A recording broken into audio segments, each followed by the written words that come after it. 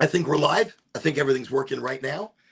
Welcome, everybody, to an interesting show this evening on Highly Motivated. You have now stumbled upon the Wednesday night smoke sesh. So, the Wednesday night smoke sesh, what is it? This is where community comes together. This is our opportunity to smoke together. This is our opportunity to sesh together, to relax, to get our heads right, to plan the rest of the week right. But tonight's show comes with a little bit of duress. Tonight's show comes with the stress of a possible expanded war approaching the shores for everybody. Well, I'm talking about World War III. I'm talking about the recent developments in the Middle East and in the Ukraine and Russia. There are so much war and so much battle going on all around us. So tonight's show is not about war. Tonight's show is not about the chaos that's being caused all around us. But instead, tonight's show is actually about the community, us, the power and energy of us as a community. We have power in numbers. We have change and the capability to bring new energy. We have the ability to change the energy worldwide as a group, as a collective unit. So before I get too deep and before we go too far into the happenings of the world around us, let me start by, I picked myself up what is it? It's the Tricks. Tricks aren't just for kids. But I picked up the Tricks, 7 1 grams. I can't get it out. So I picked up 7 1 grams. Here we go. Now I can get one out. Which, so excited. Love pre-rolls. I'm all about pre-rolls. So I picked this up on the way home. And they are packed full. Look at, I can't even get them out. All right. Pound it a few more times. I might. There we go. There we go. I think we're getting close. Oh, no, I'm getting weed all over me. Look, I can't get the damn thing out of the container. I'm looking for something to pull it out with. All right. It's all about just getting the first one out. And oh, I got it. Okay. They are packed in there really tight. Look at that. Now that is Tricks. That's coming from Goldflower Cannabis. I do quickly want to address, if you're watching me on, I think, Facebook or even LinkedIn, it sounds like I have a lisp. And you know what I have to say about that? I don't care. Perfectly okay with that, but I don't have a lisp. If you know me in person, I have no microphone. I'm using my computer directly, so no microphones being used, just whatever's on, I'm very low tech. No microphone, I'm using a lamp for extra light in here so that it's not just red or purple lighting from the greenhouse that this room has become. You are joining me tonight on the Wednesday Smoky Sesh, where obviously my brain is being pulled in so many different directions because of the chaos going on in the world, because of the pure negativity going on. And I really feel as a collective group, we need to come together. I really feel it's about time. We have separated ourselves for so long, and even a forced separation because of COVID.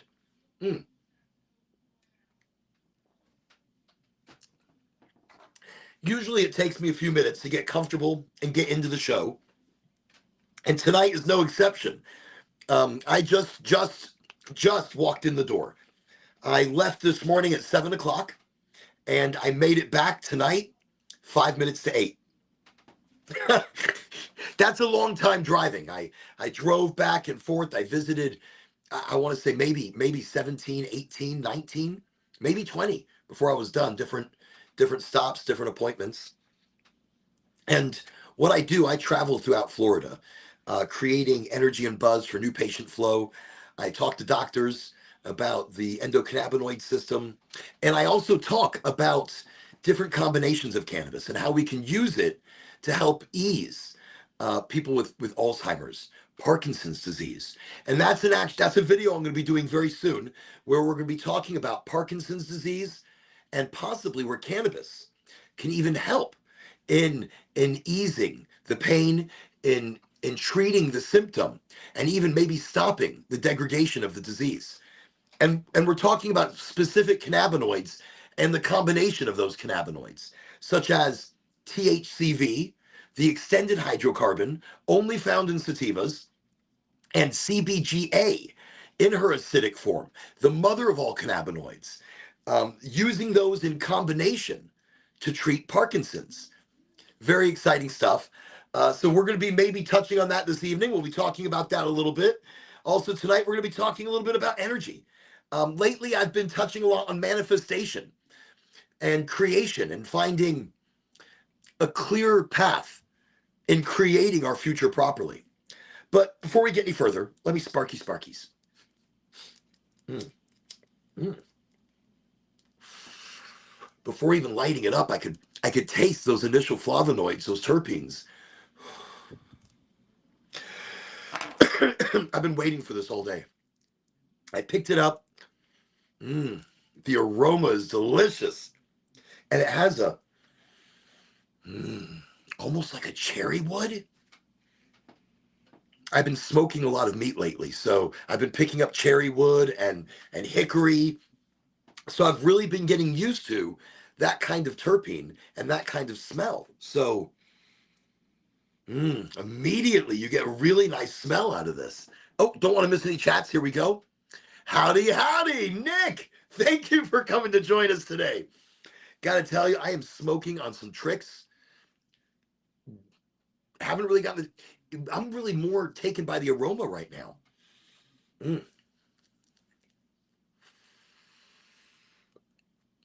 Very terpy. Tickles my nose a little bit. Pulls really well. Very nice roll. Again, this is one of the hand roll machines from Goldflower. This is Tricks, and I don't even know. I'm going to try with my eyesight. I'm really going to try. Here we go.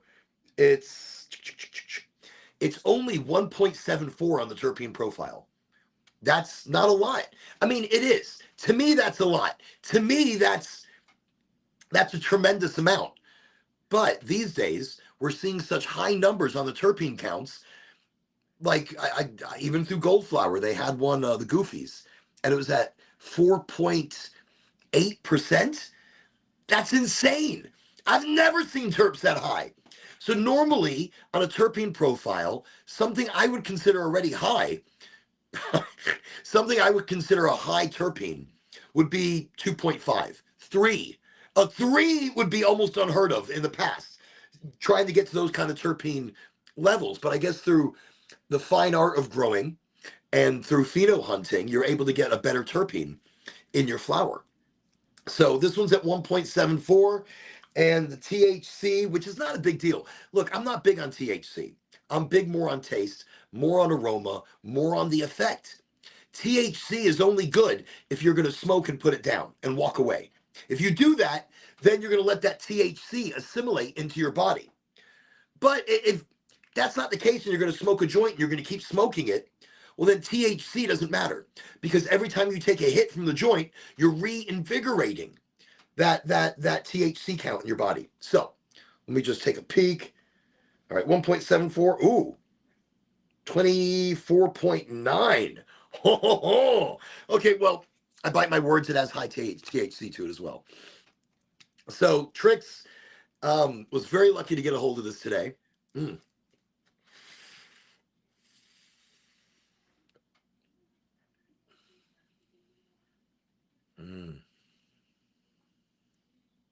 I needed this. Now, I don't know. I want to say this is a hybrid leaning sativa. No, this might be a hybrid leaning indica. I will definitely have to look up what terpenes this is actually holding. But tickles my nose every time.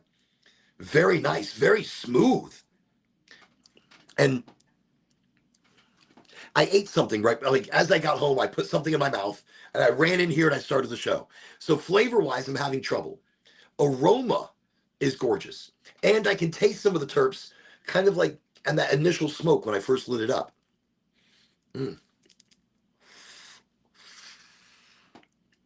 earthy, piney, a little lime.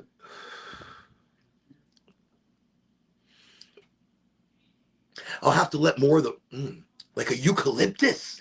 Oh, that's a beautiful terp. Now, getting a hold of something like a eucalyptus terp or eucalypto or whatever they call it, that's a beautiful terpene that you're always going to, usually you'll get it in very small amounts. But those small amounts of it, they're powerful. And it really, now I can taste it in the background. And now that I can taste it, I'm looking for it. I might have burnt my mouth a second ago. So tasting is a little difficult right now. So, what are we talking about this evening? We're talking about the onset or the looming war that we have on our doorstep. I do want to mention that when it comes to the Middle East, I have experience in wartime. I was there during the Gulf War, not as a soldier, but as not a tourist. I was living there off and on, back and forth between the states every year. You know, I'd go to Israel and the Middle East, and I was staying in Haifa.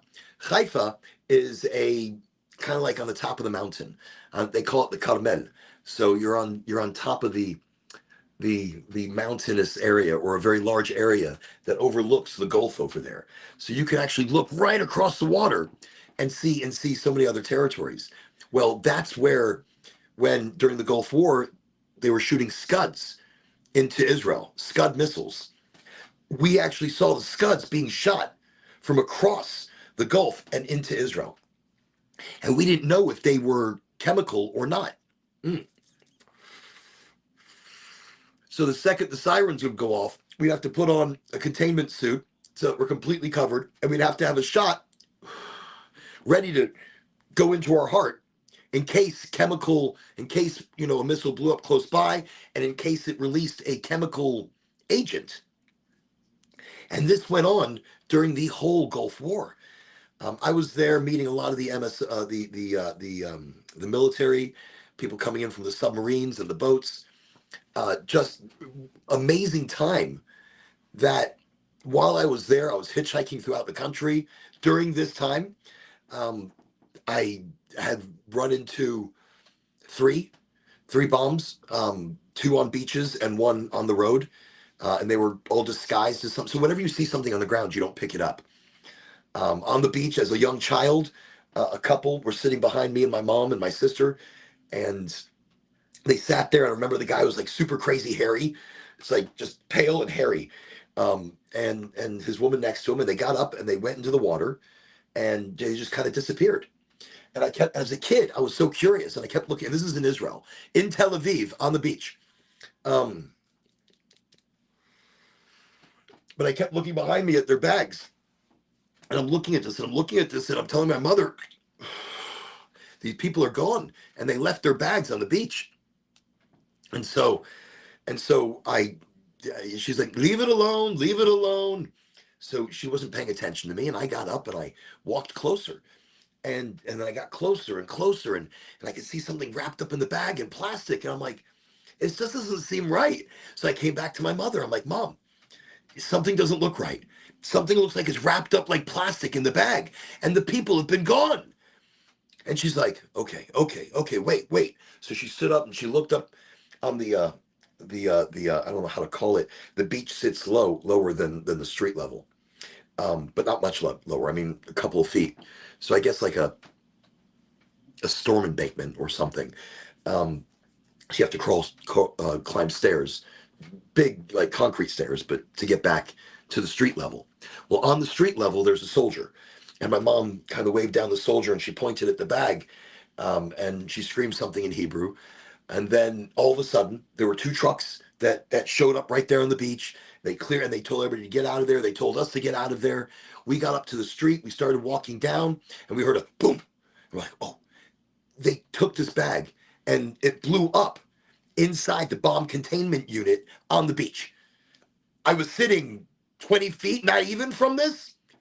As we continue walking, and my mom's looking at me going, we are so lucky. Thank you. Oh my God, look at this. This is crazy. What is going on? And as we're walking away, all of a sudden there was a boom, a giant explosion. and people were killed down the beach. Usually when bombs were placed, they're placed in multiples, not just one, in case they, in case they see this, not just one, but many are placed around. And so this was one of those situations where it was a very close call. And again, on a beach in Eilat, we noticed something strange. There was another situation. We came to visit a general that my mother knew. And while we were there were sirens going off. There were guerrillas trying to come in on the beach because what they would do, where I know so many different stories, but so many fucking things. It's crazy. I remember once we were being shot at coming back from Jerusalem. Craziness. Um, to be a tourist in Israel is very dangerous. I just want to state that. And we have family there. So right now, I am very nervous. Right now, I am scared for them because of the bombings that have been coming over. These are large ballistic missiles that hit the other day. And the Iron Dome system, which is the system Israel uses to shoot down the missiles, wasn't amazing. It didn't do everything it could have done. And America had to help knock down a lot of these missiles. The appointment is tomorrow. Congratulations. I'm excited. After your appointment, you'll be able to go buy cannabis. Just letting you know. So right after your appointment, you'll be able to that easily. So when I was in Israel, there were certain things you just don't do to keep your safety. There were stabbings constantly. If you go into what they call the shuka caramelos, the market, like flea markets, and as you walk through the flea market, you could easily get stabbed by somebody. There are vendors, there are people waiting and hiding for this. So you don't want to go to too close knit of areas. You always have to be on guard. Living there, that's what it's like. Visiting there, that's what it's like. It's not a world people know. And it's a world where people live in fear. And they live not knowing what's going to happen. They live not knowing if a bomb's going to go off, if a suicide. I remember many years ago, I mean, let's go back 25, 30 years ago, there were suicide bombers. And the women in their total outfits would wear explosives. But you can't see it because they're all covered in black and in a long dress that covers the face and everything. And sometimes it wasn't women, it was men that were dressed this way. So anyways, getting on buses was always such a frightening thing because you don't know every stop you stop at, somebody can come running onto this bus and blow themselves up. And it happened many times while I was there. It happened, and it was on the news almost every other day. Another bus was attacked, another suicide bomber. And so life is on the edge. So I can only imagine right now. I mean, look, you go back when they were attacked originally, and everybody, the terrorists had come across the border. So much to think about, and I don't get political on this show, and I don't get any of this. But maybe I talk about it because it hurts me so bad right now that we have this kind of building anger and frustration in the world that can't be solved so easily. I see it coming every day. I see the anger in people. I see the frustration and the depression and all of that builds up in life without people coming together like they used to as a community to help each other, to be there for each other. I don't see it. I don't see it because people aren't trying hard enough. They're trying. They'll try, but to no avail. They will try and they'll get kicked back. They'll try, but not hard enough. You can't just try and keep going. You have to keep trying. You have to keep going. You can't just stop.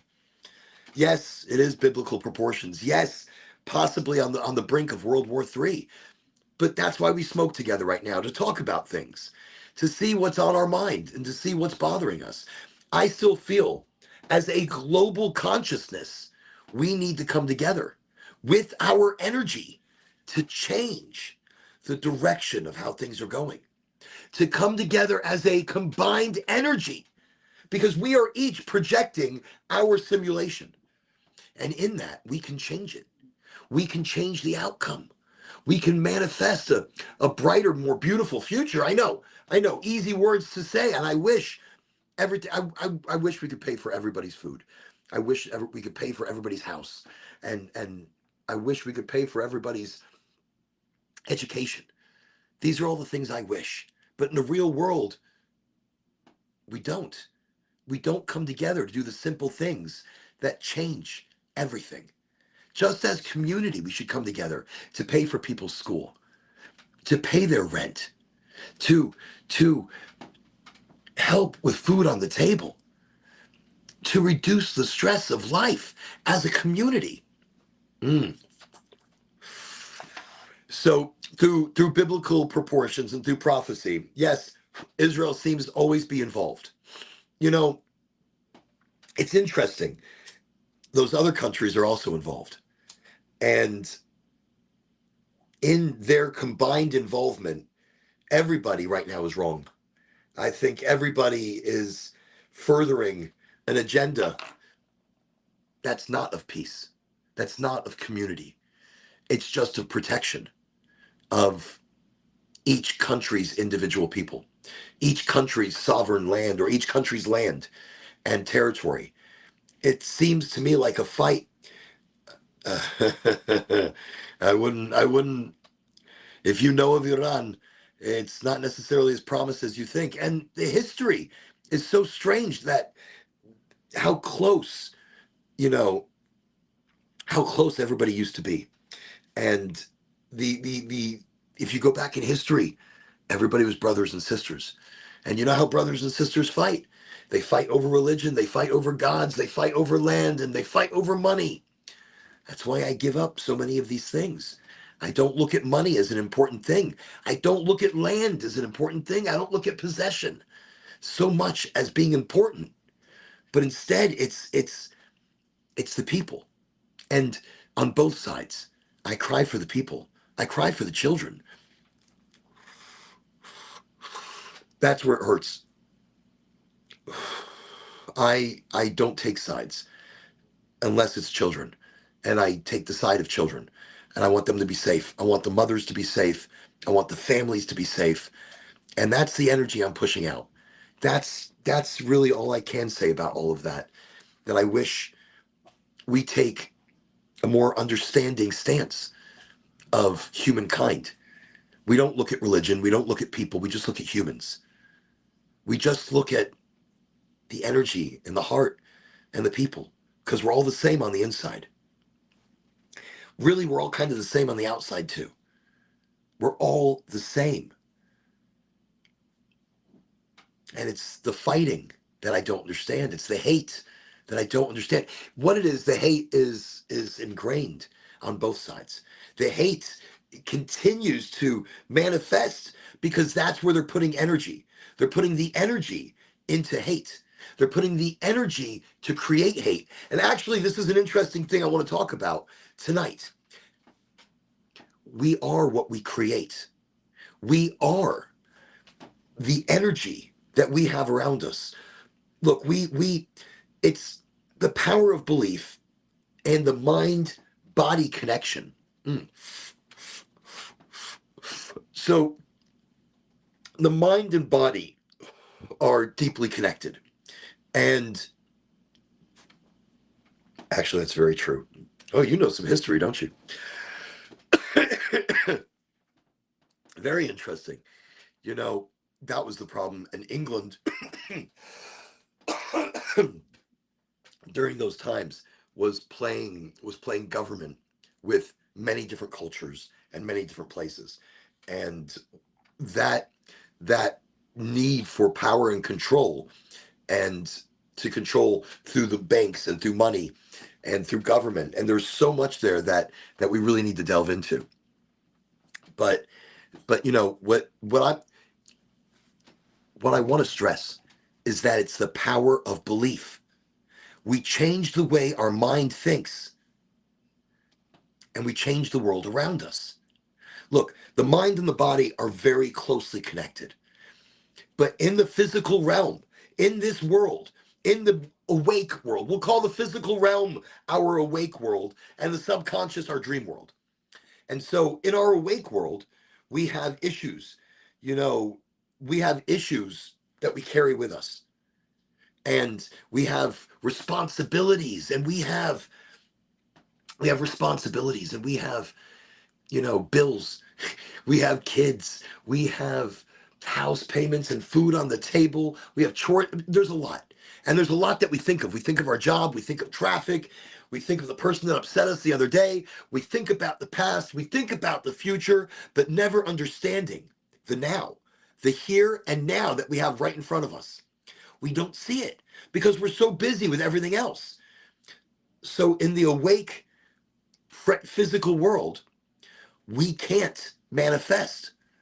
In this world right now, how we are awake, we cannot manifest because we carry so much with us.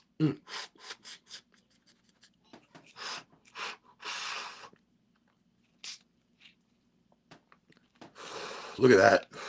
All the way down. And it's still burning beautifully. It's still smoking nice. Just now, I've noticed it's very resiny at the end there. So I could feel that more in my throat. But still good. I like a 1 gram pre-roll that's gonna burn right, because it's burned right the whole time. Hasn't run, didn't boat, didn't canoe. Very nice. I manifested a perfect joint smoke when I got home. I'm just the inner physical realm. We can't. There's a lot going on there. There's a lot going on there. But in our physical realm, see, there's so much pressure, so much stress that we really can't manifest. We can't think about it. We can't feel it. We can't be it.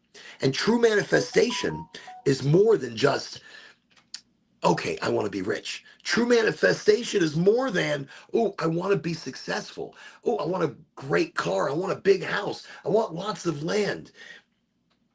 Manifestation is more than that. You have to already see yourself and believe yourself in that manifestation. So if you're looking for money, you have to already see that system of money happening. You have to already believe it, and you have to already live and act as though in our subconscious. Nothing can be done in the physical realm. Nothing that you do in your physical realm, in your right now, they do.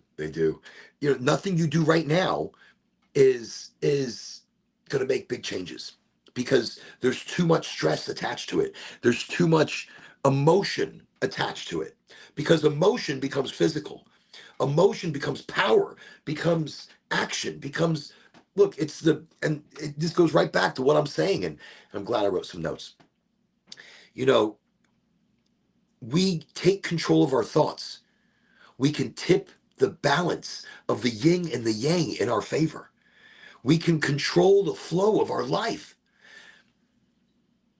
It's all about controlling our thoughts.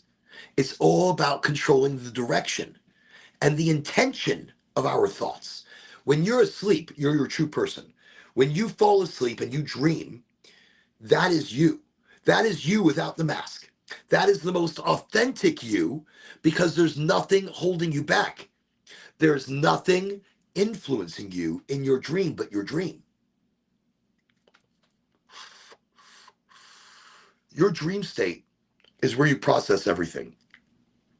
Your dream state is where, wow, that's really nice. But it's getting too small for me. So let me do this. That one's too tiny. I didn't roll any today. I told you I just ran into the house last minute. I literally just got here. So I'm really glad I picked up these tricks. Is that what he says about dreams? Seriously. I didn't know that. But your dream state is everything. And in your dream state, you are your true self. See, I did not know that about. I know he blamed himself or his mother or something for like everything.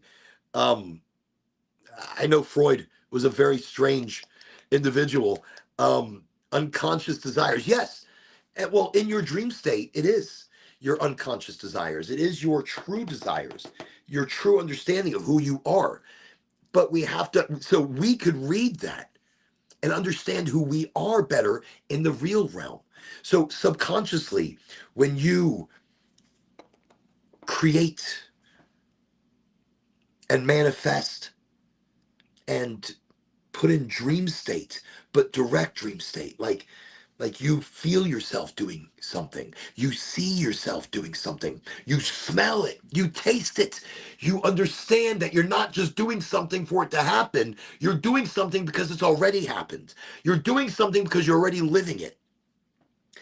You have to trick your brain. The easiest way I know how to describe tricking your brain, I don't get sick. I don't have time to get sick. I'm too busy. Look, today I left the house. I was already working at 7 o'clock in the morning. I haven't had a lunch. I stopped and gotten drinks and gas, and that is it. And I keep working. Pop, pop, pop, pop, pop, pop, pop, pop, pop, pop, pop. And I drove all the way out, took care of, I think I went out to like Tampa today, as far as Largo, did a big swing around up into northern Tampa-esque and other areas, and drove back, hit Ocala, and I made it back here to the house by like 7:50. Grabbed something, put it in my mouth. I tasted it. I'm like, oh, risotto, very nice, mushroom risotto. And then dun dun dun, and then came right over. So I burned my tongue, before we started the show. Um, and well, there are some really. So I want to jump back to the brain, and so anyways, I'm glad I had the pre rolls ready to go. And before I light this one, I want to smell it first. I want to. Oh.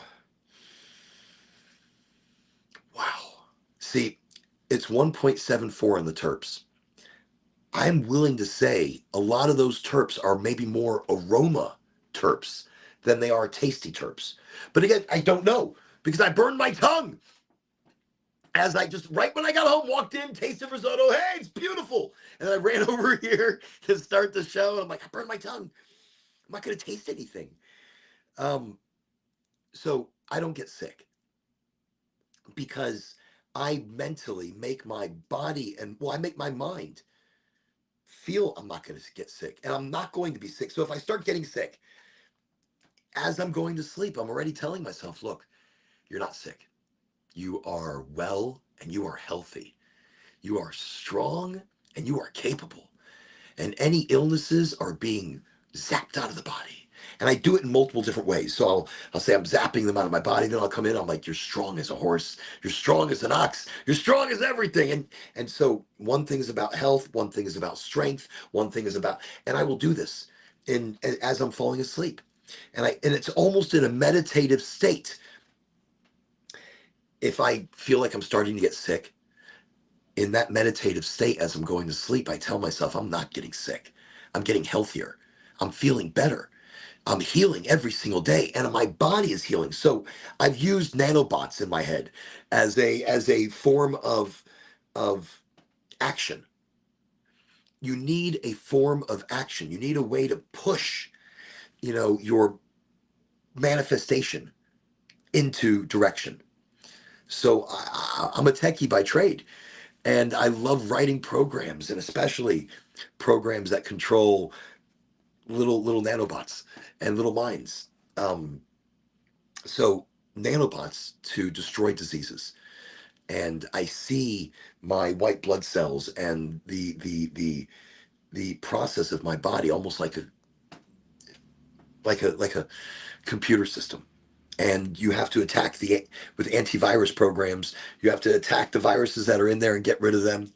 So that's what I mentally imagine, that anywhere I'm hurt or I'm feeling sick, I'm imagining these nanobots traveling there and working on it or destroying it, no matter what I might feel. So I used to be very prone to migraines. And my biggest problem is that nothing would take care of my migraines. Nothing. But I heard of a man that would destroy a tumor in his head. He would go into what's called like alpha state or a meditative state where he would imagine he was playing video games and he was playing video games like asteroids and he was destroying asteroids in his brain that were tumors. So he had a tumor that was enormous. I mean, it was an enormous tumor. It was like huge. He didn't have long left to live.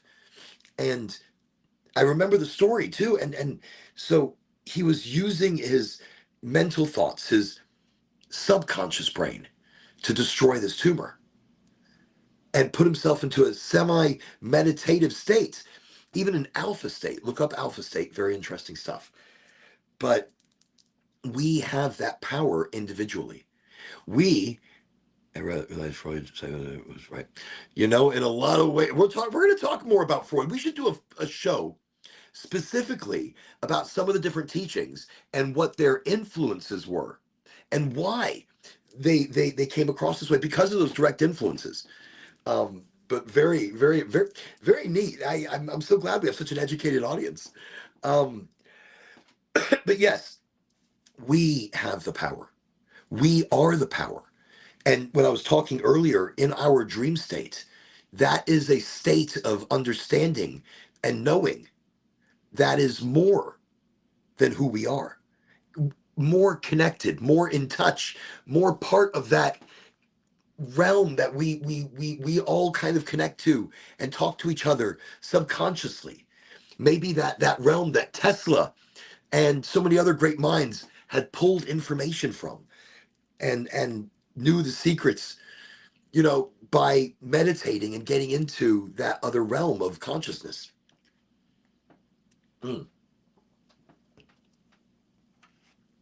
So sweet. I know it's bad for me to drink soda. See, they're both right, by the way. And if no, for those of you that can't see the comments, Nick over here is talking about Freud and Erickson and some of their different, the psychosocial versus psychosexual, and dream states and who you are and what you feel and things like that, and how your brain is brought together and puts together those deeper thoughts. So he's liking both Erickson and Freud's points of view, and they're both right and they're both wrong. So when it comes to the brain, we are the eye. I don't know how to describe that. There's somewhere, if you see it, there's a pyramid. There's a pyramid of how the structure of self. And when we think of the self, we think of the body, but the body is only a vessel. This is only a meat suit with bones holding it up.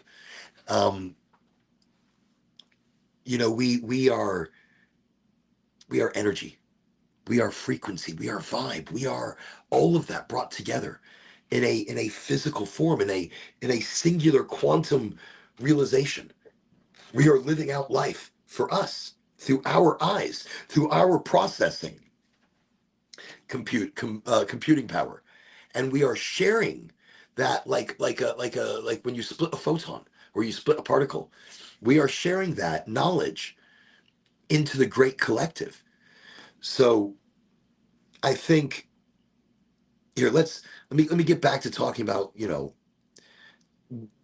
keeping it right where I was at. So I said the power of belief and the mind body connection, how we have control, we have power, we have, when we understand, we have a larger understanding of the control of our body itself. So earlier I said I don't get sick. I mean, I do. When I get sick, I get really sick. Holy shit. When I get really sick, it destroys me. But through the power of mind, I'm able to stave off sicknesses. I'm able to heal twice as fast as it. I mean, I don't stop working. I don't stop moving. I don't stop pushing. I already find it that I have no time as it is.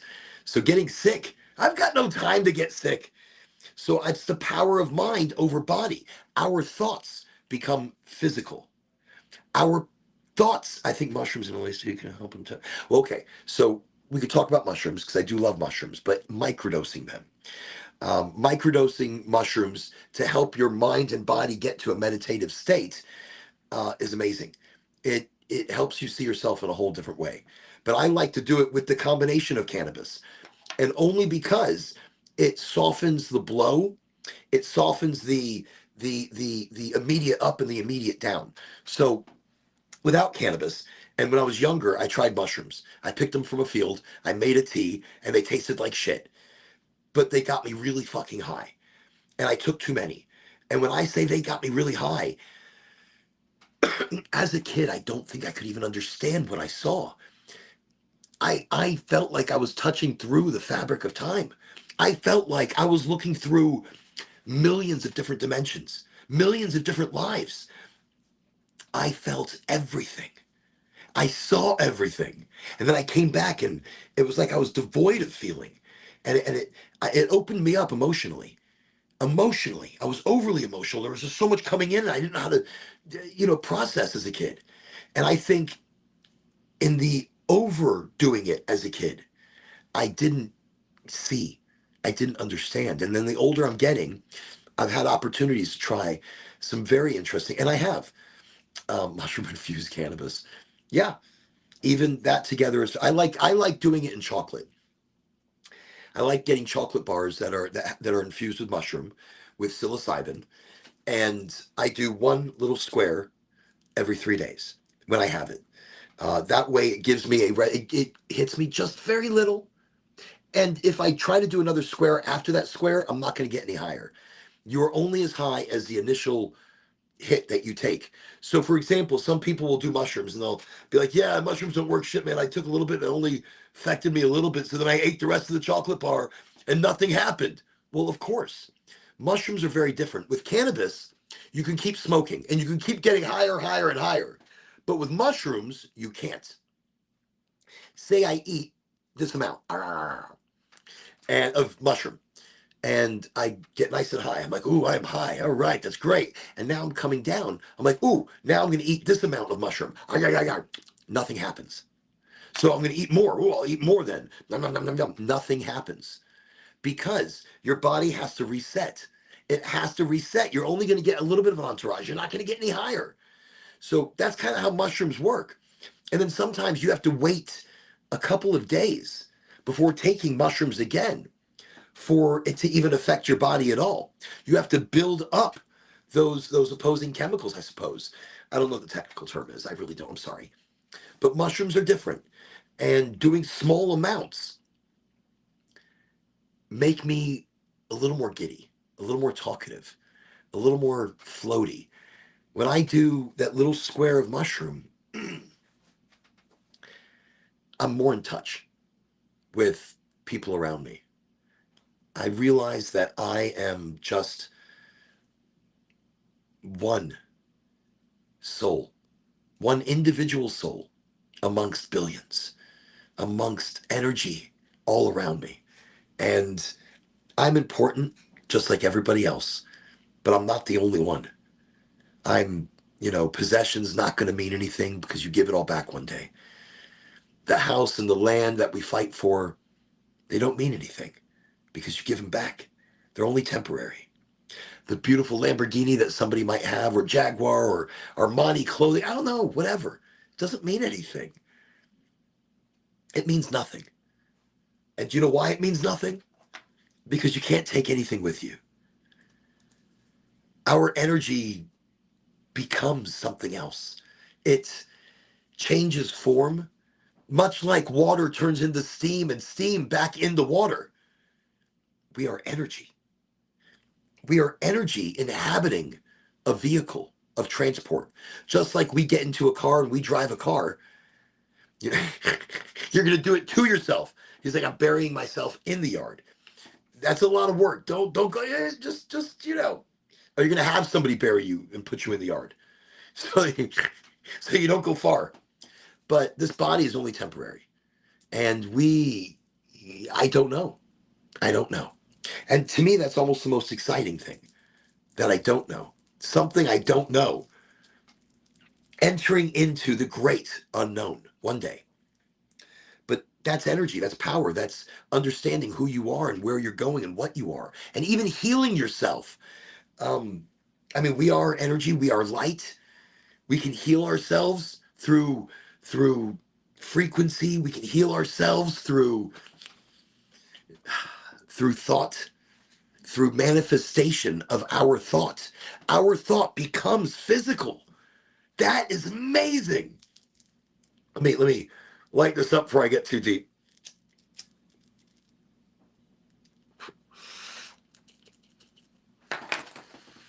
So the brain's influence on the body. So now look, when you're stressed, the brain releases certain chemicals like cortisol and adrenaline. And that changes how your body reacts. It leads to illness, it leads to fatigue, it leads to depression. Stress creates more stress because it's actually producing a chemical in your body, cortisol. And that adrenaline pushes it throughout the body. So now you are creating an environment of stress around you, an environment of worry and pain and of issues and illness. That's what stress brings. So if you're feeling tired, if you're feeling like you don't have any energy, your body is producing cortisol, which is creating the fatigue. It's creating the sense of illness in your body. That's why you have to go beyond that. You have to mentally take the pain, take the issues, take the problems, take the responsibility, and don't forget about it, but take it off and put it on that imaginary table so that you can breathe and you can think and you can see in the now. So negative thoughts or self-talk, negative self-talk can create a downward spiral where the body responds by becoming physically sick. Negative thoughts creating action. That's thoughts becoming action. Wow. Thoughts becoming action. Our negative thoughts creating that downward spiral, creating illness, creating fatigue. We are creating the environment around us. That means we're also creating the energy of the environment around us. And we can change that. We can make it better. We can heal it. I mean, look, the brain follows, where the body goes, the brain follows. So, oh, wait, it's the other way around. The body follows where the brain goes. So, subconsciously, we can change it. Subconsciously, we can trick the body. We can lie to the brain. I know, a little controversial. I know, a little crazy. But it's like tricking your brain into healing. It's so I don't say necessarily positive thinking, but I believe very strong in the yin and the yang, the positive and the negative. So I will use positive as my frame of reference, but it can mean enthusiastic, it can mean hopeful, it could mean energetic, excellent energetic, but we're going to go positive because there's so many things that positive to me really entails, and it's all those things and more.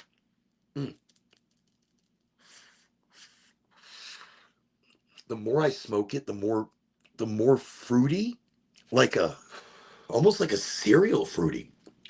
Trick. Okay, now I know why. Thank you very much. Good news strengthens the bones. It's true though. Broken spirits dries the bones. I believe I'm sure it does. It's all about energy. And so positive thinking can trick the subconscious. So when you believe you're not sick, the body follows that belief. Try it in different ways, not just about sickness. I maybe in strength training or in building or maybe getting back in shape subconsciously. You need to start already thinking about athleticism. Subconsciously, you need to start thinking about mentally meditating and stretching in the morning. That's something I have a problem with. Stretching for me, just I coach soccer and I run with the kids and I'm back and forth on the field and I do that twice a week unless it's a game day, so then it's 3 times a week, and that's exhausting. I mean, exhausting beyond exhausting. So I need to get back in shape, and I don't think I've ever really been in shape. So not like get back in shape, I need to get into a shape. That's it. So regardless of, I mean, I am. I'm going to be checking out that channel and do dynamic eccentric stretching. It sounds fun. Sounds good. Mm. but definitely mind over body. And so you can use affirmations, you can use mental strategies. Even if you're feeling unwell, tell yourself, I feel strong, I feel healthy. The power words, I am healthy, I am strong. That's part of manifestation. I am. That's a power word. I'm glad I remembered to tell you the power word. There are power words that create action, that create change, that help push things forward. I am is the most powerful of all of them, because I am, in your subconscious, you believe it. In your subconscious, you understand it. You see it because you are taking ownership. I am powerful. I am strong. I am making money. I am social with everybody. I am open to suggest. To whatever, blah, blah, blah. I'm just saying that's God says, I am. Oh, look at that. Nick's on fire tonight. Look at this. We're just going to say, God says, I am. Check that out. Boom. Manifestation. Abracadabra. Abracadabra means speak it into existence. Oh, that's powerful magic. We should do a show about powerful magic. Real magic, not card games. But manifestation to me is magic. To me, manifestation is true magic. The creationism of our life is magic.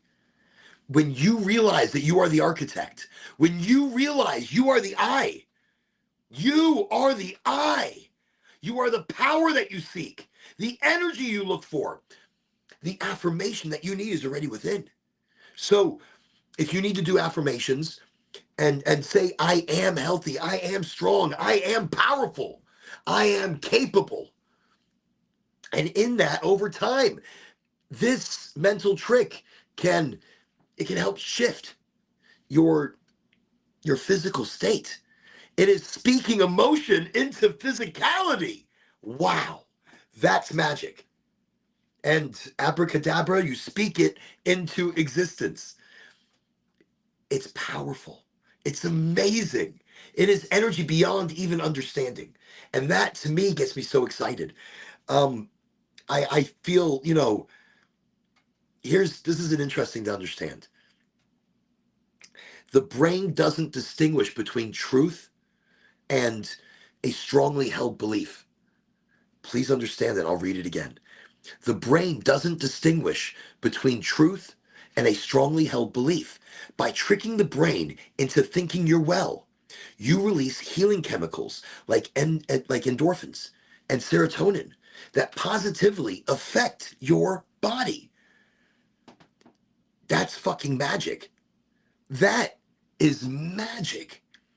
The brain doesn't distinguish between truth and a strongly held belief. You trick your brain into thinking you're well, and it's releasing serotonins and endorphins, healing the body. It's showing you thought into physical action. Man, that's magic. I love that. I love the realization of that. The subconscious is more than just a healing tool, but even just as a healing tool. So, wow, I should be ashamed. A lot of talking out of me, a lot of talky. I let a joint go out. Oh, we are approaching our first hour, and I promised myself I'm not going to go too long tonight. Tonight, it was just a quick smoky sesh. I got to get something to eat in a little while. It's been a really long day. Haven't eaten yet. And eating late at night is the worst time for me to eat, because that means it's just going to sit on me, and I'm going to go to sleep, and then that's going to turn directly. It's going to go right into my fat cells, and I'm going to get up in the morning, and I'm going to feel sore and rough, and I'm going to be like, and Angie's going to be like, you need to stretch, and I'm going to be like, stretch. I'm stretching for my pants. I can't move. Terrible. I'm terrible. Then I jump right back in a car and I'm driving all day. And I'm in and I'm out and I'm in and I'm out and I'm in and I'm out. It's tough. Okay. I've heard a total vitamin thing like that or protein might be fantastic, and I probably need to do that. But let's look quickly before we get off of today's podcast. Let's talk about the subconscious as a healing tool directly. Look, subconscious programming. We need to program our subconscious. You know, the mind governs many of our bodily functions. If not everything going on in our body, the mind is governing it. And when you deeply believe you're getting better, the subconscious has no choice but to follow. You deeply believe it. There are certain words I'm telling you that I want you to really hear. You must deeply believe it. You must take ownership and call on it. I am. You must use power words and believe them and be authentic in what you ask. You know, you need to possibly even visualization and do some exercises in visualization. Um, Imagine yourself healthy and full of energy. Imagine yourself healthy, full of energy, full of power. Imagine it, see it, feel it. You know, your brain starts to send signals to the body to align with the image that you are playing it.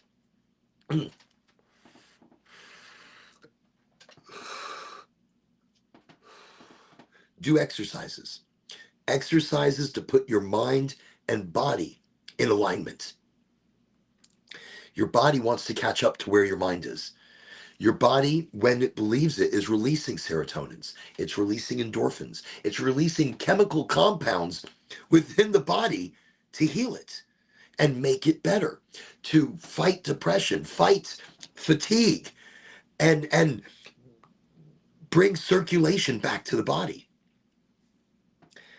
You know, I don't know where this was from. I don't know what the quote's from, but you are the placebo. What you believe about your health can manifest physically. I You are it. You are it. You are what you search. You are the I. And the I creates. The I doesn't only oversee all functions, but it directs all functions. Because how the I sees is how the world around it will see. You feel it, you think it, you believe it. And the mind believes it, the body believes it. The world around you changes. Mm. I think I started the show talking about war and the possibility of World War III because we're not balanced. As even in, as a world, we used to be balanced. I know there was always war, there's always problems, there's always issues, but there's a balance that's always happening and it's always rotating. But I feel there's no balance. I feel as a collective, we need, I know it's easier said than done, but as a collective, we need to balance or rebalancing our yin and yang through mindset. Simple. I'm not putting out a crazy idea. I'm putting out simple reality. We need to change that kind of energy. We need to, the natural balance between the opposites in life. Negative thinking brings the yin, the dark, and energy to the forefront. Dark energy is brought to the forefront because we manifest it. We create it through the negative. And while positive thoughts and belief are your, well-being, they bring the yang, the light, and light energy into dominance. So you have to manifest the light energy for it to be forefront, for it to take dominance, for it to, as simple as tipping the balance of the yin and yang. So when you consciously tip the balance towards yang, you reclaim your health, you reclaim your energy, you reclaim your creativeness, your motivation, your want. We lose so much because of depression and stress. And if that's just an easy way to call it, stress creates more stress physically through the body producing cortisol, which is a stress chemical in the body, and it spreads and it manifests into everything physically around you. We already talked how thoughts become physical. So when the negative, it becomes negative all around you. I'm Look, it's harnessing. We need to harness our power of belief. You know, take control of your thoughts. Change the narrative in your own head. Change the narrative. Change the story that you are currently telling. If you don't like your story, if you don't like your story, change it. Mm. So quickly, I'm going to say it though, but when you feel weak, tell yourself you're strong. When you feel sick, convince yourself you're well. Now, I'm not saying overdo yourself. I'm not saying kill yourself. I'm just using healing yourself or sickness like that as an example to show you how the mind heals the body, and you'll see it and feel it. Our thoughts shape our reality. So by practicing mental shifts, you can take control of your physical health. You can and find a different balance in your life, a balance that you are able to control a lot easier. So over here, Nick is mentioning speaking your mind is easier said than done. Maybe not. My whole life, I always worried what people would think of me when I say something, or when I let them know how my brain works, or where my emotions put me. I don't talk politics. I don't I try not to meddle into the affairs of international dilemmas, only because I don't live there. I don't experience every single day what these people are going through on both sides. And I have a better understanding than most, having traveled there many times and even being there during a wartime. Um, I just feel for people. And I know collectively we need to dig deeper. We need to love each other more, be more open to each other's pain. And I always say, you need to walk a mile in somebody else's shoes to even just maybe understand a little bit about them. And I know it's very difficult because I tried doing that, and then people say I'm stealing their shoes. And then there's that guy running away with my shoes. And I say, I'll be right back after a mile. But that usually doesn't end up well. I don't take anybody's shoes. Look, I really feel it's coming together as people. I would love to have an event where people are just part and part, just people, are just fucking people. We're people. Look, we don't look at man or woman. We don't look at race, creed, or religion. We just to get together as energy and stop blaming each other for the sins of our forefathers and the misunderstanding of past generations, and start to see each other as people who need to eat, people who need to breathe the same air, people who need to love. And by doing that, we change the world around us. I've seen opposite sides coming together and understanding each other on a whole different level, because I don't know why. Maybe it's we're able to see past certain things. We can look at the now, look at the people.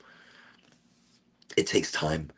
It takes energy. It takes people trying to do something. I just look. I You have to speak your mind. You have to be authentic. You have to be you. Who else are we? We have such a short time on this world, and you don't want to pretend to be somebody else. That's never going to get you anywhere. You can never pretend, because you're only fooling you. When you lie about something, you hurt you, only you, because you're telling yourself you can't trust yourself. You can't trust in your own authenticity. You can't be you because you're too afraid of what somebody might think of you. That's what it is. You have to take off the mask. You just have to be a real person. You know, I mean, we don't even know who we are half the time. I have trouble with my alter ego and my authentic self and my show self. Mm. I am like one of 10 people, not personalities. Oh, look at that. Do I still have anything left in here? My lighter has gone out. I have no more lighter. That is amazing. Do I have another lighter hiding over here? Do I? Oh,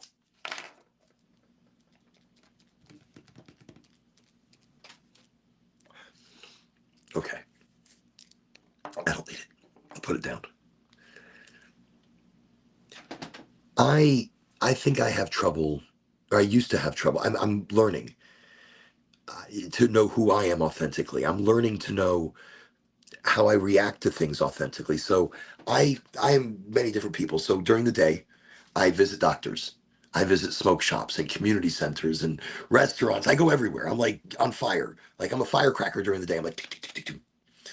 Um, and I do education. I do promotion, and I know I only have moments to talk to people. So I'm fast. You know, I'm like tick, tick, tick, tick. And you got to be quick. And sometimes people think you're crazy, but they won't remember crazy. They just remember the energy, and that's what good because that's in what you do. So then I'm also, when I do events, I'm really loud. Uh, I'm a big showman, but I do it to soak in the energy. I do it to direct the energy where I need it to go. So when I'm doing an event, I'm always promoting something. I want the crowds coming to what I'm promoting, and I want them to feel the energy of it before they get there. I want them excited. I want them, you know, they could be spinning a wheel to win a pen, but this pen is now a magical fucking pen. It's going to be an amazing pen, and I'm excited to give it to them. So that's another personality. And then I have this. When I talk to you, all of you, on on the podcast, I feel this might be my most authentic me. With family, it's a different authenticity. It's a different world. You know, there's a total separation, and you've got to be dad, you've got to be a friend, you've got to be someone who understands beyond, you know, beyond friendships and beyond love and beyond all these different things. You have to understand. You have to be a different person. You have to be strong all the time, you know, and maybe that's not the true authentic you, because maybe authentically you're not strong all the time. Maybe authentically you are not weak, but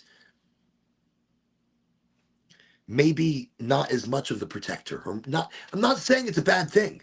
I'm saying there's a different you in the authentic you. When you're broken down and vulnerable, that's you. When you're not trying to be anything but you, and you're not even trying to be you, you're just being in its simplest state. You're not opposing yourself, you're not helping or opposing, you're not being positive or negative, you're just being and letting the energy of what's around you become, so that you can understand who you are at that moment. When you've been able to take the weight of life off of you and temporarily put it on that imaginary table and live in the now. Easier said than done. But at that point, you would be at the closest you that you are. So on this show, I speak very openly. I there's not much that I'm hiding necessarily. Like there's not much I'm not telling you.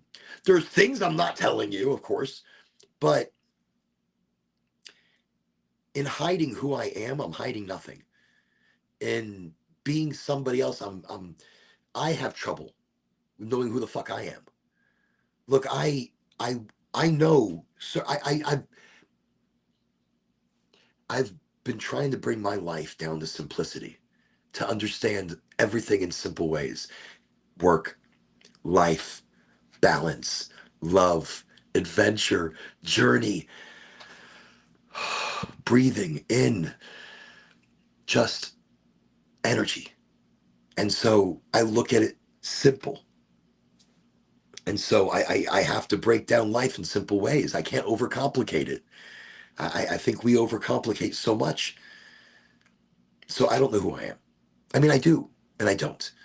And I use this show as my platform to talk to you, but also for me to talk and open up about my years of understanding of anything. And even if I'm wrong, I learn.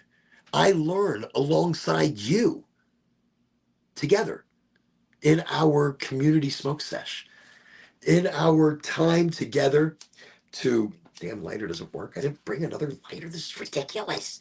What is my problem? Wait, I've got this. Okay. But I'm trying to reduce my current vaping. I don't have very much left, and I don't like to smoke them this low. I get this low, and I usually throw it away because it's a little too low. Not that I'm burning product, but you know. And even that action right there, what is that? That's just me being fun. But I enjoy it. So me talking on the show, helping people through things, or just talking about things, or educating, I enjoy it. So is that me being authentic? I enjoy this. I want this. And me getting together with everybody right now as community. I don't just talk about Goldflower, even though their cannabis is amazing. Free same day delivery. But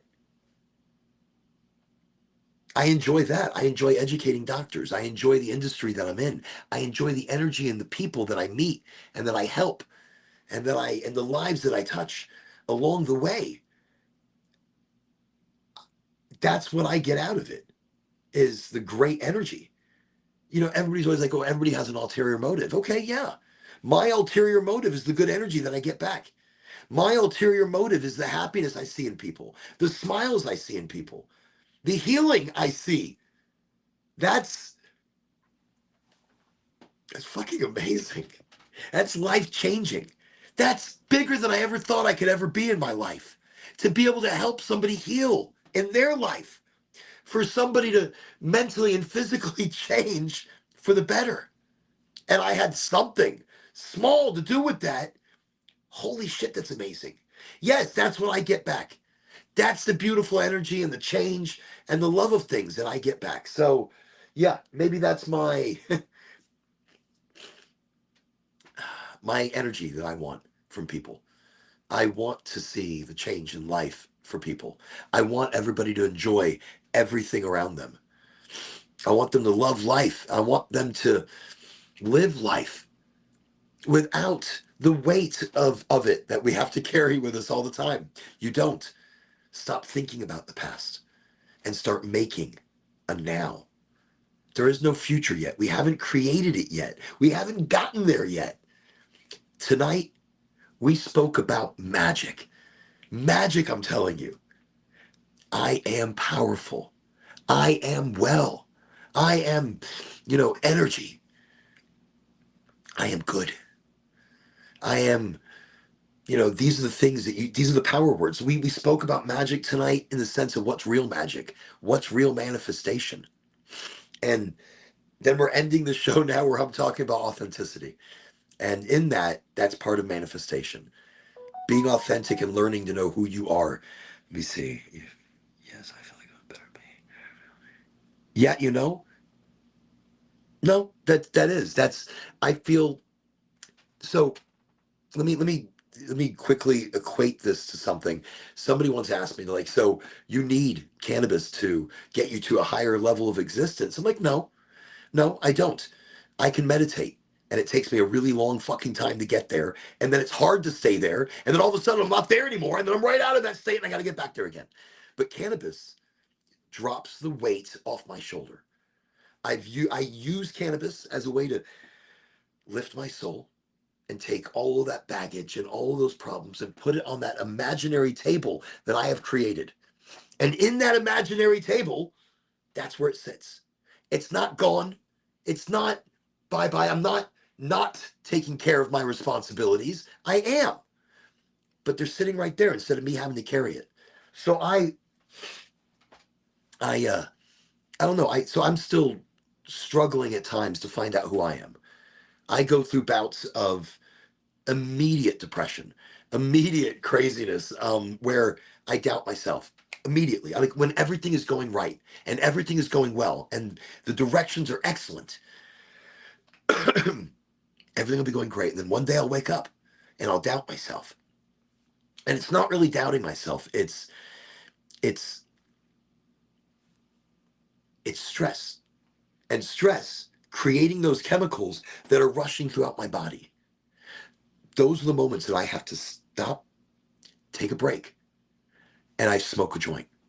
And when I smoke a joint, it quickly is able to help me get to a place where I realize I'm not going to let that stress take over. Instead, I'm going to mentally stop it. I'm going to smoke that joint and I'm going to breathe again. And I'm going to tell myself, I am powerful. I am amazing. I am strength. I am energy. I am not depressed, but I am positive about life. I am enthusiastic. I am energetic and enthused. You have to tell your brain so your body believes it. And if it's happening during the day where you can't get to your subconscious, tell yourself in a repetitive mode many times, positively affirm your enthusiasm, your positivity, your energy, your power until you can get to your subconscious and really put that into action and put that into manifestation. So Indian chiefs and shamans always used cannabis. They did. They used a combination of things. They would make different drinks that were really gross. They used cannabis. They would eat cannabis. They would smoke it in rituals. They would make oil out of cannabis, and they would slather their warriors, which then their warriors would go into like a dream state, or have visions. Obviously, they are soaked in cannabis oil, so I can see why they're going through visions. Um, I wanted to open up one live, kind of show you live what really good cannabis can look like. So I'm just going to do it more chit chatting. And this is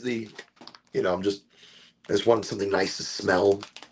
See, this is Bionico's, and it's a really beautiful batch. Let me see. It's 22.5%, and I can't see the toips. Oh, 2.31. High terpene profile. I don't have a pipe on me. I don't have anything to roll with. I'm just opening it to open it and look at it while we.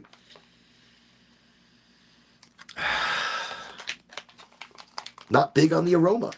Let me open this up. Ooh, look at that. Lovely. Okay, citrusy, piney, more piney, incredibly piney, but my nose is stopped up, so I was crying a second ago, so when I start crying, look at that. That's really good looking bud. That looks yummy. That's a nice nug. And then another nug and another nug. So wait, I'm picking them up individually. Something, just drop it in the tray. Okay, so this is how it came. And as you see, very delicious. Good looking. Very nice. Very packed. Anyways, hey, Nick, you have a great night. And they were anointed with oil. And good night. And good luck on your appointment.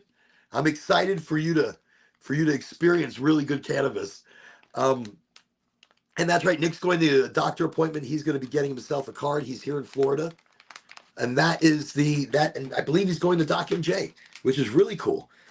They have a great special right now. So if you're in Florida and you're looking to get a medical cannabis card, you should go and check out Doc MJ. They have a huge special.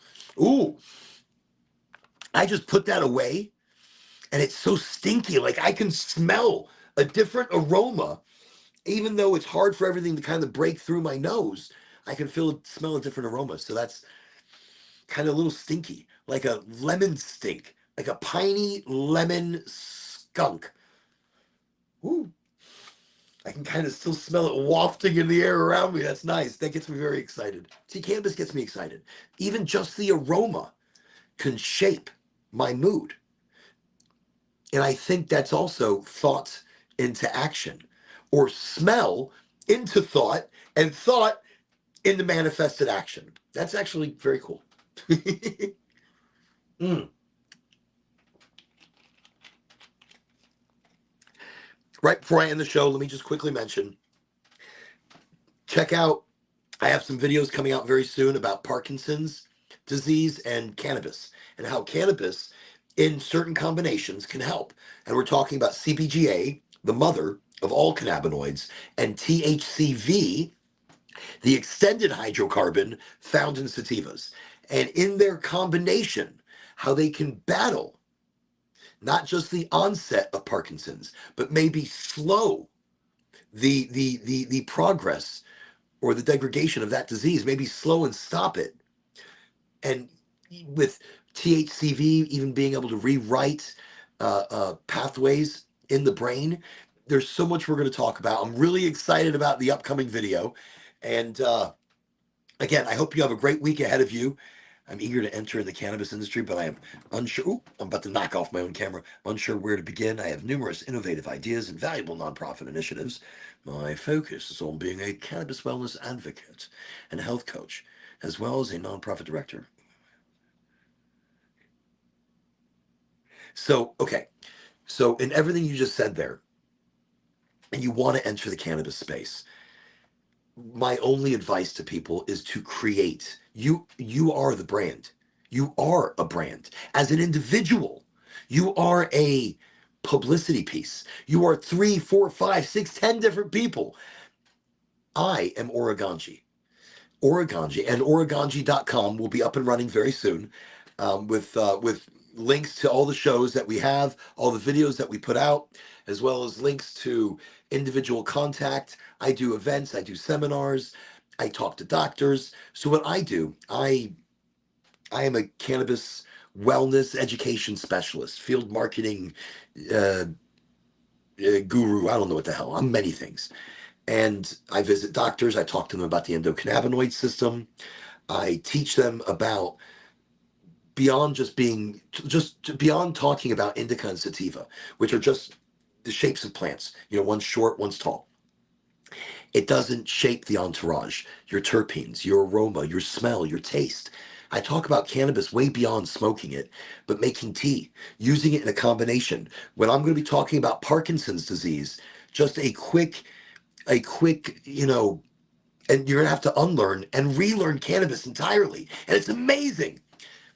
You have to eat cannabis raw to help your stomach directly. And that's magnesium, manganese, omega-3, omega-6. It's fiber and protein. It's amazingness. It's organic. If you have it organic, only eat it organic. It's a superfood. And it does things for your body in so many different ways. When I make the tea, that's CBGA. And I teach to do that at a very low heat so that your body is going through a live decarboxylation. Woo, getting exciting, isn't it? That CBGA in combination with THCV. So a live rosin gummy made out of pectin. Pectin because pectin is a food source. Pectin because it dissolves and breaks down into the bloodstream super fast. So not 30 minutes later, 45 minutes later, no. 10, 15 minutes, boom, boom, boom, you're feeling good. So if you're doing things in combination, you do a live rosin pectin gummy that's THCV, heavy, and you make a tea out of a flower that will produce a heavy amount initially of CBGA, the mother CBGA. A stands for the acidic. Normally you'll just see it as CBG, but that's the mother of all cannabinoids. It's the beginning. And that's what you're getting, and your body actually going through a live change, a live happening right there in front of you. So when we're going to be dealing with Parkinson's, we're going to be talking about clearing some of those pathways, reactivating some of those brain cells, rewiring the brain using this combination. Now, I do believe you can also smoke rosin. So that's what this is. Rosin is not a distillate, it's a full spectrum, full cannabinoid health product where I'm doing it at such a low heat that I'm not burning off all the beneficial cannabinoids. And this is more for tremors and immediate pain associated with Parkinson's. This is more for like an immediate, ooh, I need something now, and let me use a gummy, and let me make a tea. But if I don't want to smoke, then just do gummies and just make a tea. Simple, see? Boom, boom, boom. So, learn more about which I know the basics, but wanting to learn more. And it's not just about the basics, it's also about the energy that you bring into it. Cannabis is not just learning everything, it's the continued knowledge, it's the continued learning, it's the enthusiasm towards healing, towards changing people's lives, changing your own life, being in charge of your health, your medication. I talk about cannabis in the combination because that's what it's all about. It's not just singular THC, it's THC and changing the fats in your body. It's THC and meditation. It's THC and a little bit of exercise. Let's not get crazy. Let's not go nuts. Not too much exercise, but you know, you go in next week for the MRI. So I'm hoping positively that it's not what you think it is. Um, but listen, earlier in the show we were talking about, and even watch or go, rewind, go back, watch the beginning of the show, and it takes me like 15 minutes to get into my groove. But today we were talking about how, look, what your mind's eye sees, your body does as well. So if your body, you need healing in your body, you need deeper healing, you need mind healing, you need manifestation towards that kind of a healing.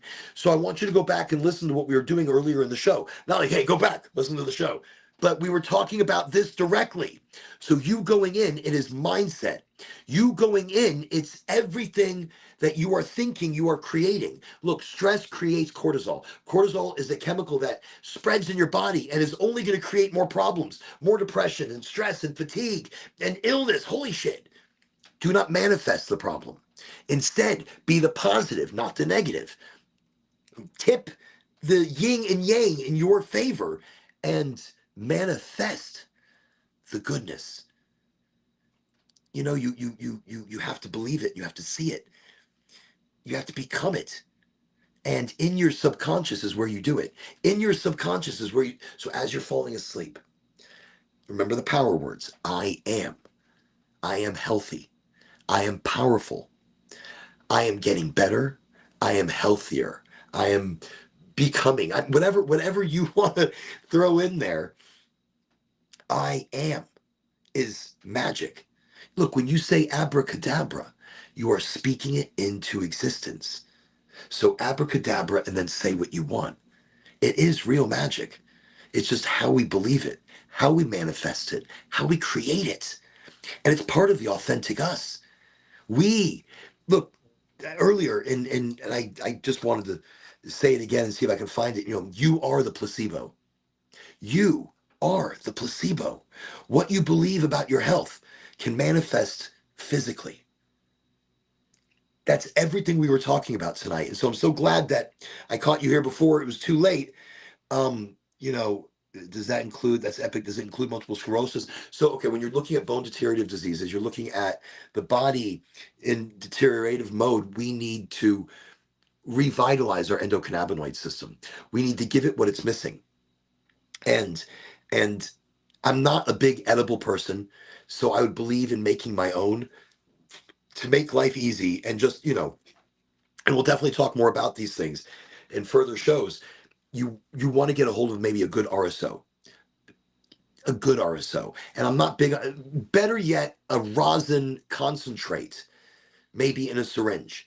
So a rosin concentrate, and I would make my own butter. Unless, of course, you have access to a lot of flour and you could decarboxylate it into an oil or a butter. But making your own edibles will be a lot more beneficial for you instead of finding edibles. But definitely when we're going to be talking about things like multiple sclerosis, I've only used flour. Okay, flour, here's the problem with flour and vape. Vape is a distillate. You're really not getting any medicine out of that. You're getting a singular THC, and that's really not going to be helping your body so much. Plus, they put botanical terpenes into that vape. Botanical terpenes come from strawberries and apples and oranges and limes and tomato and whatever. It's not cannabis terpenes. And in cannabis terpenes, there is healing. In cannabis terpenes, it shapes the entourage. So when you're doing a regular distillate vape, you're gonna be like, vape, vape, vape. Initially, you'll be like, oh, hi, but then it goes away so quickly. And then all you're doing is you're chasing that high all the time, having to do more and more and more. So instead, do rosin. It's easier. It's the plant, exactly. But don't overdo it because then you're going to overload your endocannabinoid system. But let me see. And flour, you're burning it like a joint. When you do a and your cherry gets nice and fat, that means you're burning it at temperatures as high as 2,000 degrees. Wow, that's fire. 2,000 degrees. Cannabis starts to decarboxylate at 250 degrees. 250, and now you're changing from CBGA into THC and CBD and CBC and CB. Wow. And that's where it begins. So the lower the heat, our bodies can do live decarboxylations with that cannabis as long as it's begun. That's why I like the tea. But there's so many more ways to do it. And with the tea, I use flour, break up enough for like 2-3 joints, fresh ginger, a loose leaf tea blend. When the kettle screams, you take it off, let it sit for like 3 minutes. That means it's now dropped below 250 degrees. You're going to steep it, then you're going to take it, you're going to pour it, a little fresh honey, maybe some lemon for taste. I like lemon. You're going to steep it for like 6 minutes and then drink it. And then drink it until it's done. Your body is going to lift up and be so light. Your stomach is going to start healing. Those early cannabinoids, before they start to change, are already attaching onto your neural transmitters. Wow. I mean, you're going to feel it immediately just by making tea. And that's a life-changing experience for some. Tea. I know. Like, I've been smoking it my whole life. What are you fucking talking about? Tea. Tea. Okay. Let me just see. That's epic. Does that include multiple? Vaping works for me sadly. You're so. But well, thank you. Uplifting and down to earth. I'm up and down at the same time. I'm a yin and yang on my own. Hey, what did you miss? You didn't miss. You missed a lot. We were talking about. So originally, I started today's show talking about the looming issues in the Ukraine and Russia and Israel and the surrounding Arabic territories. Wow. There's a lot going on. So I'm not going back there right now because that was the energy that, because of the looming war for us all. And then of course the port strike and people are going to be hungry and prices are going to go up and oy vey, see what manifests. So I didn't want to go there. So we're going to change it. Let me just see really quickly. I bought my tea products minus the hibiscus and flower. Even got local. Oh, good. Like grown a few streets. Oh, your honey grown a few streets down. Oh, Jamaican hibiscus. If you can find Jamaican hibiscus, this is the superfood as well. Amazing. I picked up a plant the other day. It was Saturday. It was Saturday, and I was doing some canvassing and some pop-up cannabis educational booths. Very new thing, very exciting. So I did a pop-up cannabis educational thing at the farmers market, and these people that were listening to me after my little spiel, they're like, "Hey, I want to talk to you about this. Very similar to what you do, except it's Jamaican hibiscus. Beautiful plant, gorgeous flowers. You can use every part of the plant. You can make a pesto from the leaves, and they're beautiful and lemony and peppery. You can make tea from the flowers. I mean, wow, beautiful stuff. You can make jam. You can make just so many different things.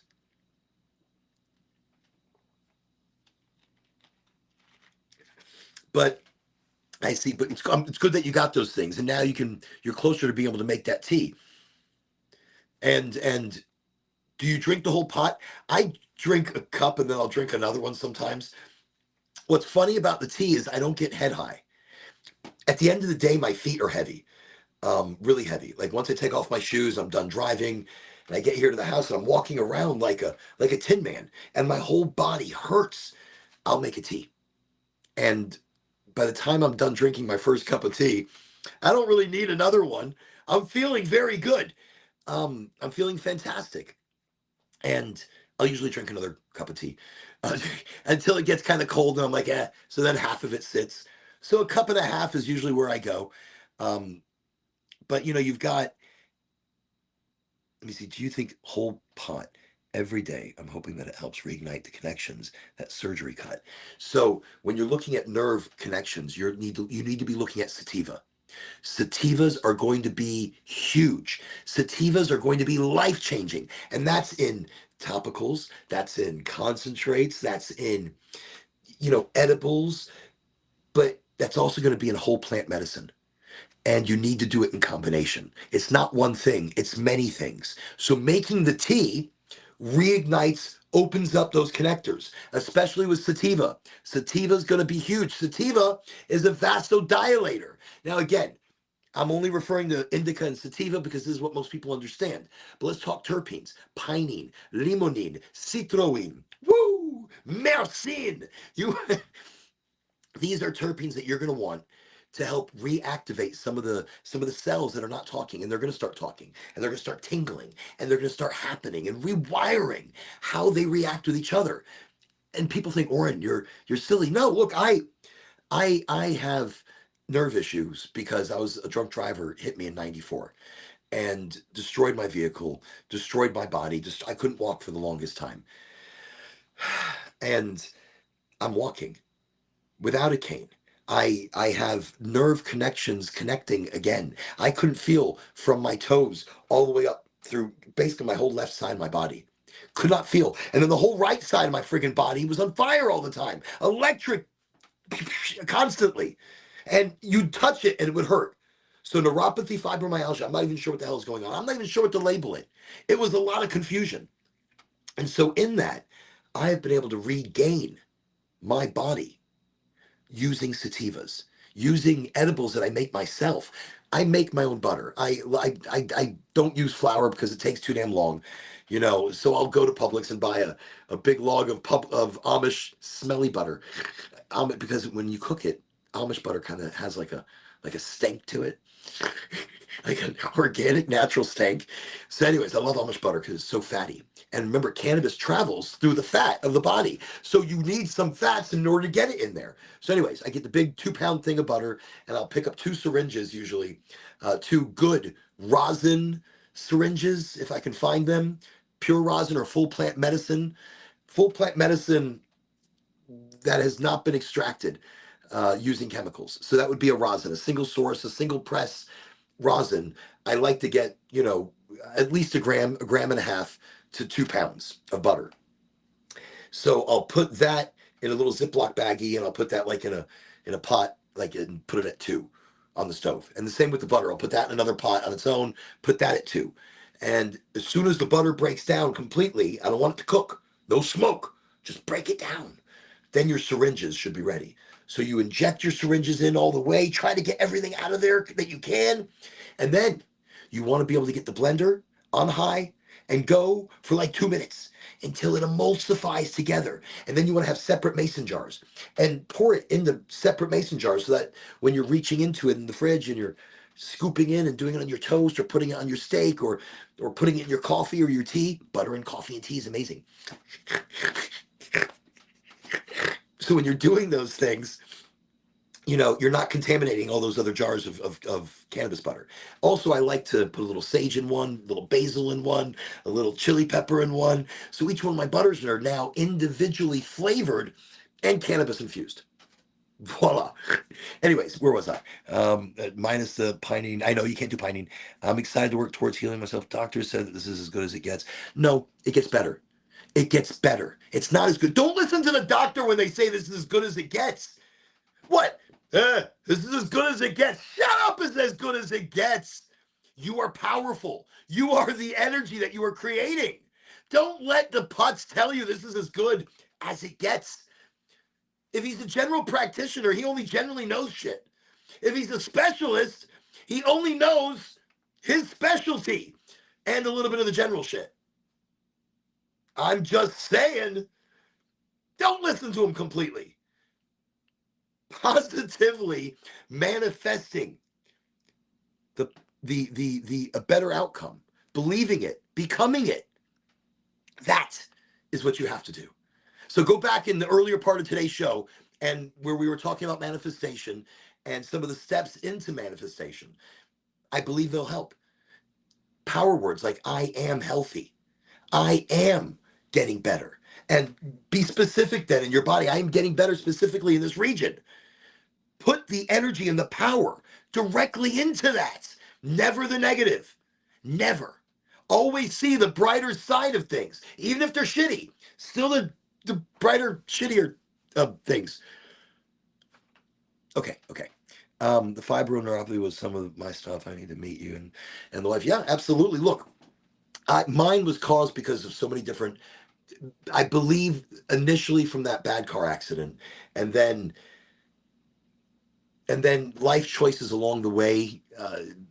I was not eating organically. I was not being healthy. And because I had the wrong fats in my body, I, I was not manifesting, obviously. And this is early me. Cannabis helped me lose weight, but not on its own. THCV, the extended hydrocarbon, it's an appetite suppressant. It regulates the blood sugar of the body, but in combination as full plant health. Not just THCV, but the THCV and everything else. Changing the fats in my body, meditation and exercise. I had to do it using, but it worked faster and income because I believed in it. I believed that THCV, Durban poison strains, um, were exciting my body more. It wasn't making me as hungry, and it was giving me more energy and clarity to work out more. Now, does it give me energy and clarity to work out more? I'm exhausted. I have no energy. I smoke a couple of sativas, and mentally I'm very clear, and I'm there. I'm always there, but sativas kind of, or ones that bring you up, kind of settle me a bit. Indicas knock me out entirely, but sativas kind of bring me to a nice even plane where I can start thinking, and I can get some things done. Um, and let me see, tick, tick, tick, tick, tick, tick, tick, tick, tick. But again, it's all about what you're manifesting, and it's all about what you're thinking, and it's what you're creating. I really feel cannabis helps us keep our minds open, our bodies open to healing. I have been kept young because of cannabis. I believe wholeheartedly in cannabis. Look, I turned a certain age this year in December, um, but I don't feel it. I mean, I look in the mirror occasionally. I'm like, nah, no, not yet. We're good. And in that, I feel actually more energetic and capable now than I did maybe in my 30s, maybe even in my 20s. I wasted the energy of my 20s, and I wasted the energy of youth because the older you get, everything hurts. But that's where cannabis comes in as well. It not only regulates my mind and my body energy, but also the pains that I'm dealing with, my nerve rehabilitation. So people see me on the show smoking and getting high. And tonight I smoked the equivalency of two 1 gram joints. And am I feeling pain right now? No, I'm feeling okay. I'm, I'm feeling very chatty because I was going to get off the show a little while ago, but I'm glad I didn't. The 15th? Wow. December 15th over there. Well, I'm the 13th. So, and what's really wild, and we've talked about it on the shows before here, my sign is the 13th sign. So I'm, oh, oh, I can't. Ophysicus, it doesn't matter. I'm like the 13th. It doesn't matter though. It's like a whole wild thing. Very groovy though. And that's what cannabis should be. It should be healing as well as mind. Look, when people are using it recreationally, they are calming their mind. They are centering themselves. They are drinking less because they're on a different high or a different lift. Earlier, we were talking about using cannabis and mushrooms together. I love doing that because it softens the hard drop or the hard rise, like, in entourage effects. So if you're taking mushrooms without anything else, it could be quite a very, a steep drop down or a steep, in emotional, how your body and mind assimilate it, how your body and mind take a mushroom trip on its own. But with cannabis, it softens that. So instead of you feeling the pressure of a lot coming at you and you're like, whoa, whoa, instead it's more like, oh, Hey, okay, that's very nice. And that's why I believe in microdosing mushrooms, like, very small amounts. Um, I would like to try all of that. That's fantastic because look, that's community healing, that's people healing. And I would love to do even a retreat where mushrooms and cannabis are both on the table. I would love to do a infused cooking night, an event that's an infused cooking night using cannabis and mushrooms.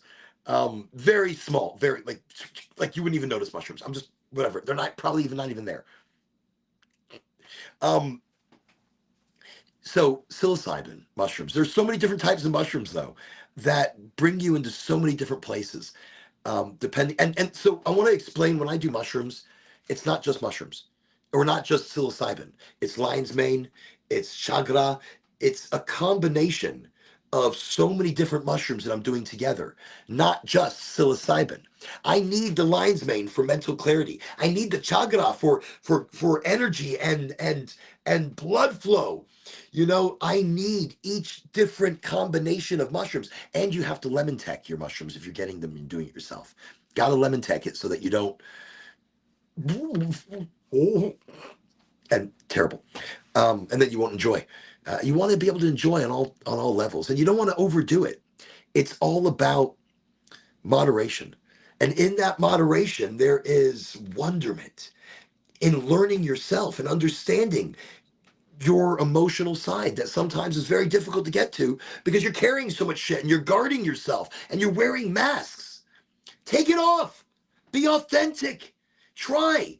What? Somebody's not going to like it? Who gives a shit? They'll forget about you. They're too worried about themselves. They're too worried about their own actions. They're too worried about what you think of them, not what they think of you. You pass people on the street, you think of them for 15 seconds and then they're gone. And never again.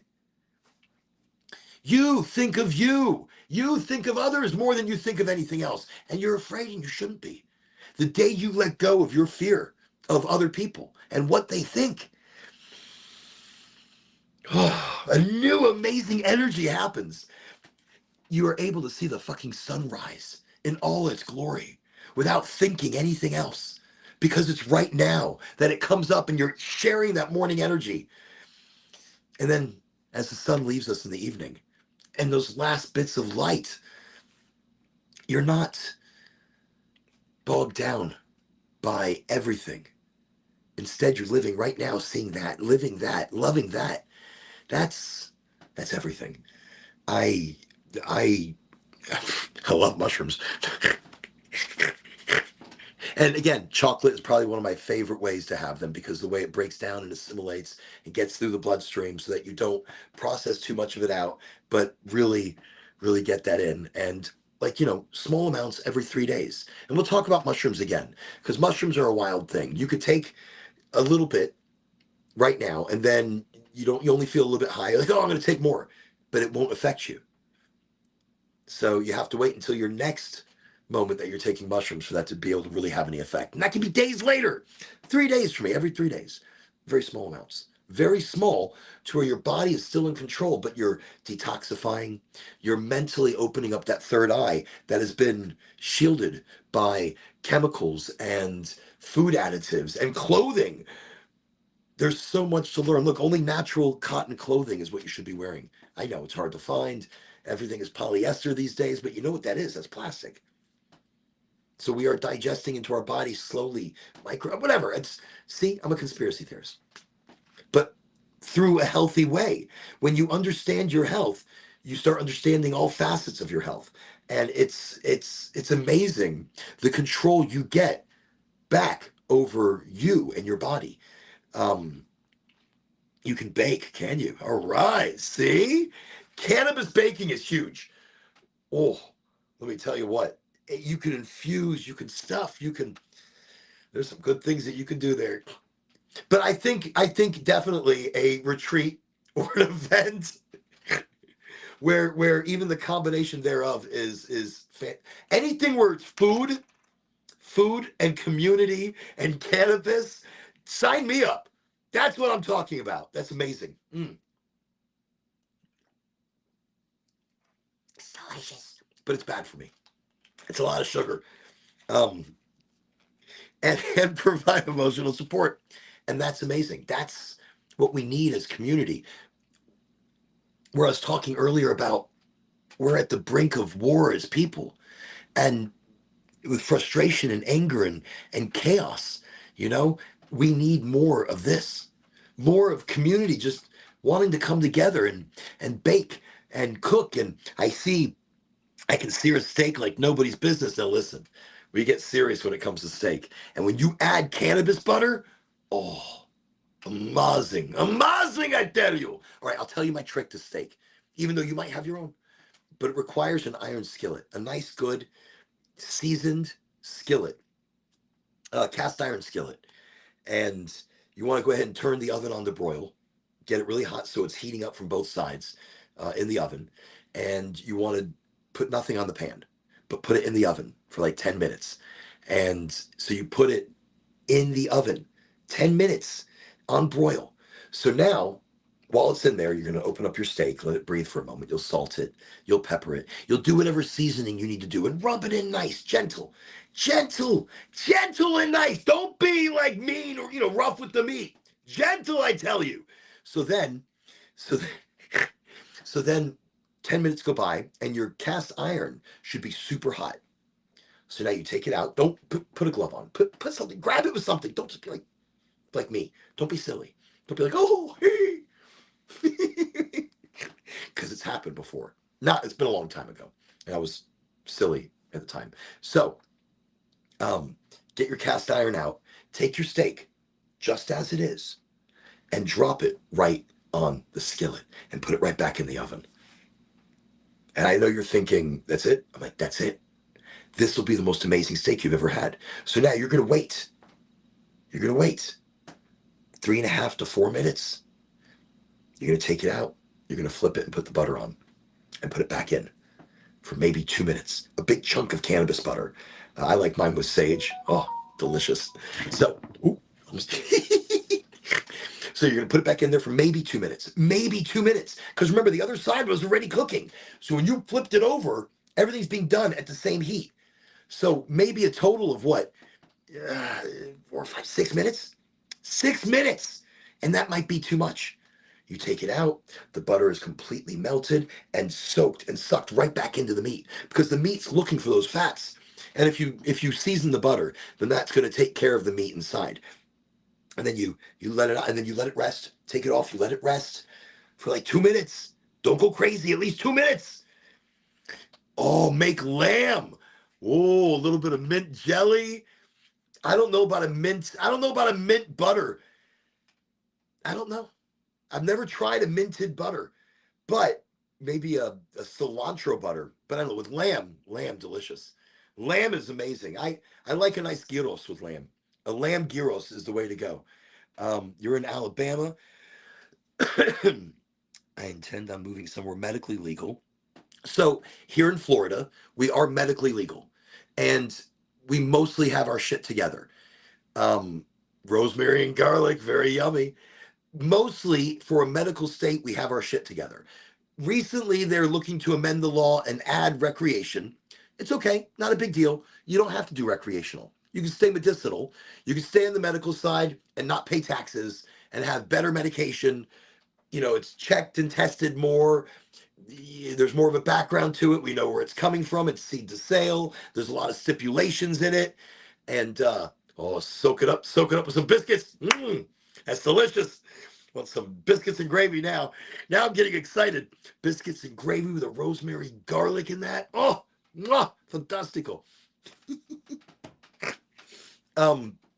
But no, here in Florida, they are, medically, that's the program that I'm part of here in Florida. And then there's other programs, but they really don't have their shit together, and the weed isn't very good. And that means edibles and concentrates and RSO, which is Rick Simpson oil, or they call it FECO or FECO. And then you also have pure rosin, which is what I really promote. Rosin is a cured, dried, beautiful flower that has been pressed with heat and lots of pressure, and it pushes out all this gorgeousness, which is full plant healing, full plant medicine. It has all the cannabinoids because there's no real heat that has burned off anything beneficial. So it hasn't really gone through a decarboxylation process. Excuse me. Oh, I drink a little bit of Dr. Pepper and now I'm gassy. Chicken and dumplings. Yeah, see? Now I'm starving. I've got to go eat. I'm going to go eat. Listen, everybody, thank you for joining me tonight. We're about to hit the 2-hour mark. I thank you for coming to highly motivated. And oh, wait. You have a syringe of RSO and you don't know what to do with it? Okay, quickly. You can turn it into butter. All right. That's the easiest thing because if you turn it into butter, it's delicious and you can add it to anything. You can also put that butter into your coffee, into your tea, on a little bit of toast. One big good schmear is like 5 to 7 milligrams. So a good schmear, hugs and drugs. So when it comes to that RSO, put it in a little Ziploc baggie, put it in water, put it at 2, let it break down so it's not so thick. Get the butter that I was talking about earlier, like a good Amish fatty butter. Let that break down into 2. Grab the RSO, inject it into the butter, blend. Put it into separate mason jars, put it in the fridge. Done. This way, go back in the show earlier. You'll see some of the instructions I gave on that. Making butter is easy, simple with your RSO. But again, I prefer you doing it with a rosin. RSO is kind of like an end product. They use butanes and ethanols and things like that to be able to extract it from the flour. I like that. Butter in my fancy sativa tea. That's what it's all about. Fancy sativa tea. And I love it. Thank you, everybody. Hugs and drugs with your fancy sativa tea. And I am blessed to have such a great audience. Thank you for coming. Thank you for participating. Thank you for being the vibe and the energy that everybody needs. As a community, we need more education, more understanding, more direction, more enthusiasm, more intention, more joy. And approach the day, approach people, approach everything with just 10% more kindness. That's it. 10%. Bring 10% to the table. That's what you do. Thank you for coming. Thank you for being everything, everyone. Have an amazing rest of your week. Catch us on Friday. We got some big topics, big things happening. What are they? I don't know. I have no clue. Nothing. And if there is nothing, then there is nothing. We're just going to get together and chat like we did tonight. We're just going to get together and have an awesome smoke sesh, all of us together. So thank you. Thank you for being a part of the energy and bringing the energy. You are all awesome. You are all amazing.